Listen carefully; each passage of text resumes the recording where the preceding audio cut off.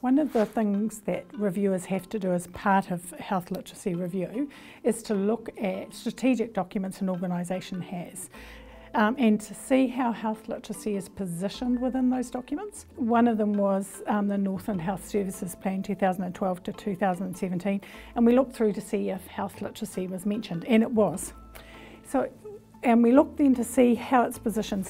And when we looked at the Northland Plan, we could see that it was based on a patient view. It was about increasing the patient's health literacy or the consumer's health literacy. So you could say it was implied that health professionals would be doing some of this, but the explicit statement was about patients. So we knew at the beginning of the health literacy view that health literacy was seen as being a patient concern rather than necessarily being seen something shared between the patient, the health professionals working in the system, and the DHB and its systems and processes as well.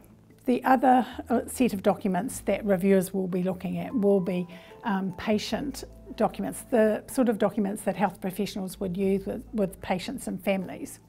So the first thing we'd say is start and see if they're written in plain English or plain language.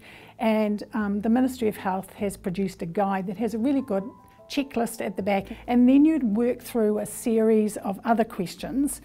At the back of the guide, there's an appendix that will help work you through with a templated series of questions that will help you work through that. And then at the end you have a summary of what's good, and at the end what things could be improved.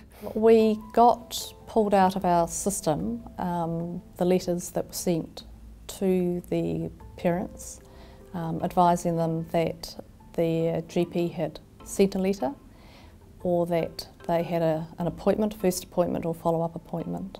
One of the things that I picked up when we were interviewing a GP out in primary care was the fact that the conversations they had with their patients were that they were going to see a specialist in the hospital. Some people might use readability tools when they assess patient education materials, so they might use the SMOG index or they might use Fleisch-Kincaid or something like that.